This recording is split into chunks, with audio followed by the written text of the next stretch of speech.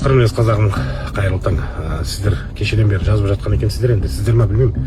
Жалпы халық сұрап жатыр екен, Мадияр қашан қамалады, экспертиза болды ма, және де тағы да басқа көптеген сұрақ қойыпсыздар. Қазір мен офисқа кетіп бара жатырмын. Барғаннан кейін заңгермен ақылдасып сіздерге жауап беретін боламыз. Барлығыңыз Мадинаның құрбысы Зейнепті іздеп жатыр екенсіздер. Айта кетейін, Зейнепте бәрі жақсы. Зейнеп менің командамның қорғауында. Сонымен қатар әзірге ол әлеуметтік желіге шықпайды. Тағы бір айта кететін жайт, шынайы ақпараттарды тек біздің ғана парақшалардан көріп біле аласыздар. Жалған алып қашпа әңгімелерге сене бермеңіздер. Бұл қыз өзін өзі өлтіретін қыз емес, ол өмірді жақсы көретін қыз, ерке қыз, баласын жақсы көреді. Одан кейін, одан бөлек аяғы ауыр болған екен. Аяғы ауыр әйел, өзіңіз ойлаңыз, аяғы ауыр әйел, одан бөлек 10 айлық баласы бар әйел, өлімге өзін қияма, қимайды ғой. Оны ұрып соққан, абайсызда ұрып жатып өлтіріп алады да, өзінің өлтіріп алғанын кінәсін, өлтіріп алғанын жасыру мақсатында асып қойған деп ойлаймыз. Жалпы күйеуі бұрынғы сол өлтірді деп ойлап отырмыз. Осылай ойлауға қандай да бір негіз бар ма сіздерде?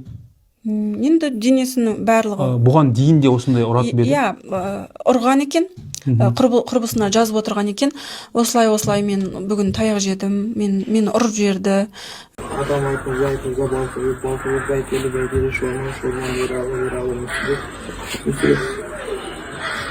қарт құрбына бағыштайым доқан жайды апам әділкел балқыбек келін ұрқына бағыштайым, атам рыскелді Азамбек ұрқына бағыштайым, атам Бақытбек Малгелді ұрқына бағыштайым, ағам Нұрпезент Малгелді ұрқына бағыштайым,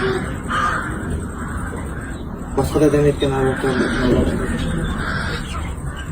Келіншегім Мадина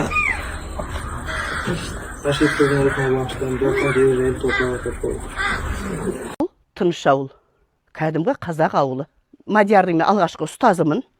Мадияр біреуді өлтірмек тұрмақ. Бүт қазақстандықтар, айналайын аналар, түсініңіздер. Ұстаздар қауым, мен сіздердің өтінем, мен дұрыс түсініңіздер. Ол бала біреуді боқтайдан алмайтын бала. Мен оны мектепте, класста, сабақта жүрген кезде әкім деп қойушы едім. Қып-қызыл галстугын тағып, әдемі костюм шалбарын киіп келетін. Міне бүгін әкім келіп қапты, сабаққа әкім келді деп оны қарсы алушы едім. Әттең өкініш, мынандай жағдай менің баламның басына түсіп тұрғанына, балапанның басына түсіп тұрғанына мен қатты жүрегім ауырып тұр, айналайын, қызым. Мен мектептің түбінде тұрам. Мадияр деген баланы сол мектепте жаңағы қазір мини стадион соғып, сол жерде барғалы көріп жүрмін. Анша-мұнша күлмейтін де бала екен, мен отырам, көшеде отырам мен. Кімді бақылап, кім не істейтін бәрі. Мен бұл үйге ешқандай жаманшылық ойламаймын, жаманшылық әңгіме естіген емеспін бұл үйден. Енді елдің айтып атқан сөз әшейін лақадырон бет, сол өтірік бұның бәрі. Біз оны нақты айта алмаймыз. Қасында болған жоқпыз, отбасының қасында жүрген жоқпыз, араларында не болып жатыр, қандай не жағдай болып жатқан біз білмейміз. Енді біздің айтамыз, балалардың өзі бұлай тәрбиелі балалар болып біздің алдымыздан кешек өлді, біреудің алдын бүйтіп кетті, сөйтіп кетті деген естіген емеспіз. Итің ұры десе намысын келетін қазақпыз. Біздің ауыл болғаннан кейін, біздің ауылдың тұрғылықты тұрғыны болғаннан кейін, әйтеуір осы азаматтардың қанша деген жанымыз ашиды. Мынандай қалай қимайсың, қалай болып қалды мынандай нәрсе деп. Мадияр баламыз. Бұл мына жерде бізде тендерден ұтқан балалар береді. Мектебіміз жанынан кішігірім шағын футбол алаң салынып жатыр. Сол жерде жұмыс істейді. 5 бала. Мадияр сол жерде жұмыс істейді. Қайда қазір? Мен сыртта сол жерде жұмыс істейді. Баладан мен келінді ұрады деп ойламаймын. Мен ол оқиға болған күні өзім ауылда болған жоқпын. Жол жүріп Қарағандыға кеткем. Сол жақтан естіп жүрегіміз ауырып жеткенше 3 күн бойы уайым жеп келдім. Келгеннен кейін мән жайды естідім, анау көріп жатырмын. Содан келіп мына жерде келген кезде, мен келгенде жаңа Жан Ахмадиев солар жүрген.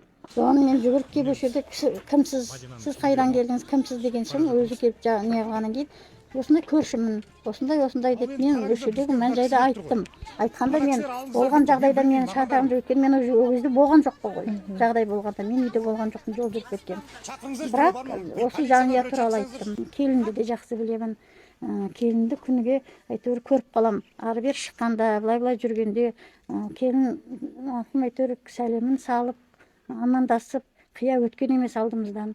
Аманымызды алып, сондай жақсы келін болатын. Бала да жақсы, жуас деп содан құдағи тұрған келін шешесі ол кісіге көңіл айтып, сондай жақсы сөздер сөйлесем, менің сөзімнің бәрін бұрмалап, Жан Ахмадиев мен жаңағы жерде бір сөздерімді салып жіберген дағы басқаша қылып бұрмалап.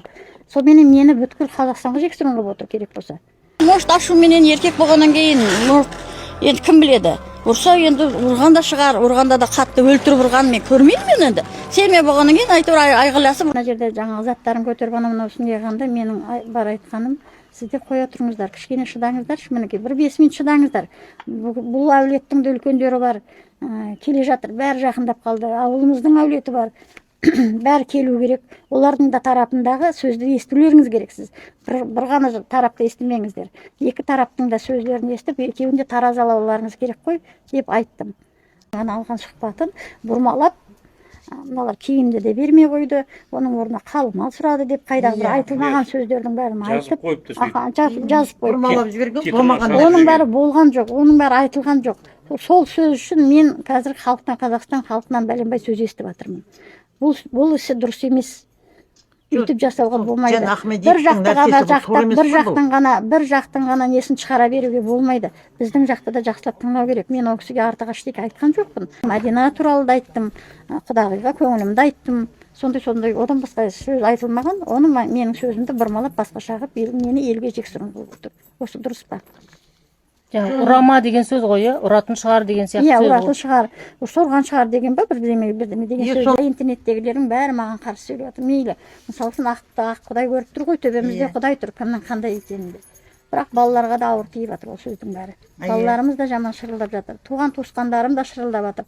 Ойбай, не болды сен мына сөзің қалай деп. Мен ол сөзді білмеймін де керек болса дедім. Менің айтқан сөздерім мына жақта басқаша болып тұр ғой деп. Мынандай оқиға кейінгі жастарға үлгі болмаса екен дейміз. Өйткені келін мен ененің арасында қарым-қатынас өте жаман көрсетіп жатыр мына қазіргі ақпараттар. Сосын кейін мына жас пенен екі жас бір-бірін жақсы көріп қосылды ғой. Ене менен келіннің арасында қарым-қатынасты жаман көрсеткен соншалықты мына осы үйдегі келінді кісі өлтіргіш қылып қойып жатыр. Жастарға, кейінгі жастарға үлгі болмаса екен деймін. Мына титтай нәрсе үшін барып өзінің өмірін қиып жатқан ол жақсы емес. Бір кішкентай ұрыс үшін адам өзінің өмірін қиып жіберу деген ол өте қиын жағдай.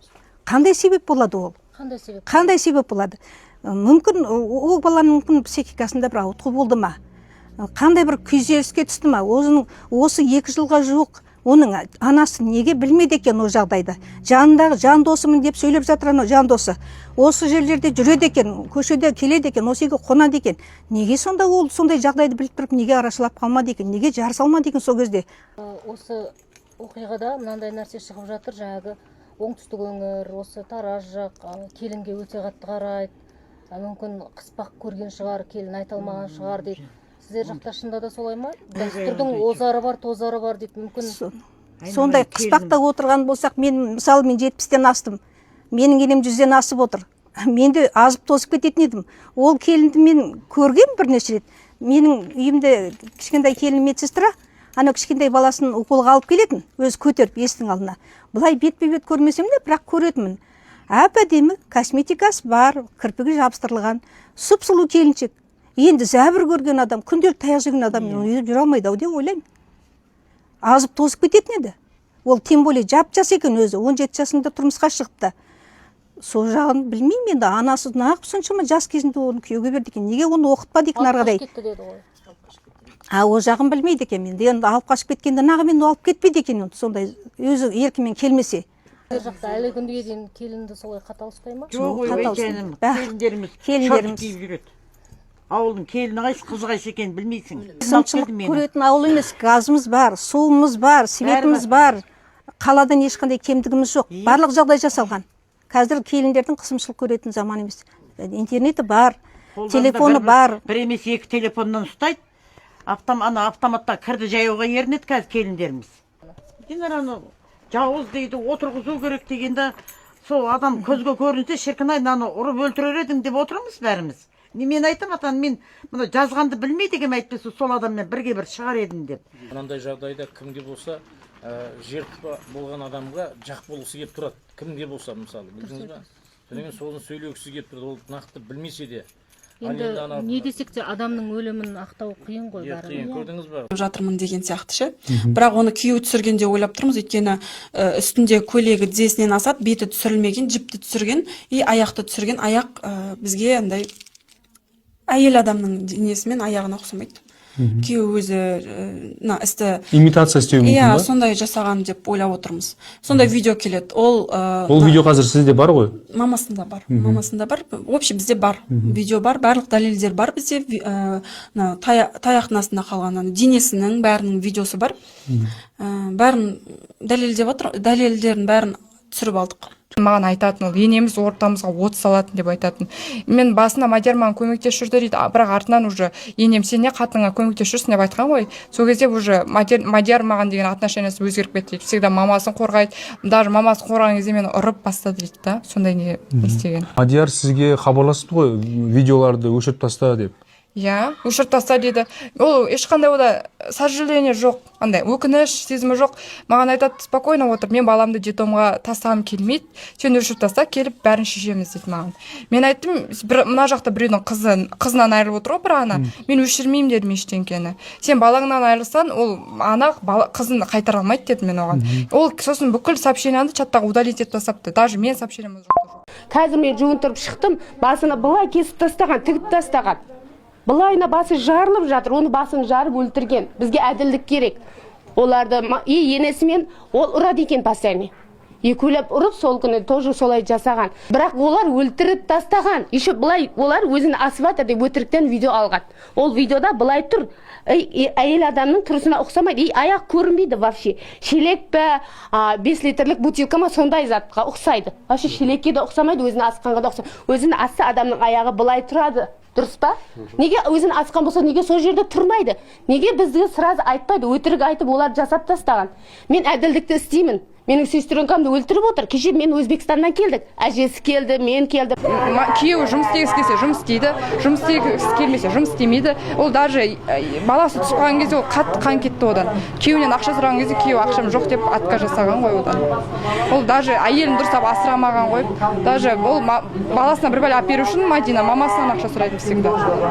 Ал ана 8 айлық бала, оның баласы. Ол бала, иә. Одан кейін тағы бала. Екі рет мынау түсіп атқан екінші баласы ғой, алдырып тастаған ол екінші баласы. Мыналар қинап алдырып тастаған сияқты, потому что астынан қатты қан кетіп жатыр. Осы жол ма? Иә. Бұрын тағы бір баласы түсіп қалған. Екінші баласы ғой түсіп жатқан. Негізі 3 бала негізі туу керек қой былайынан. Бірақ екеуі түсіп қалған. Сондай.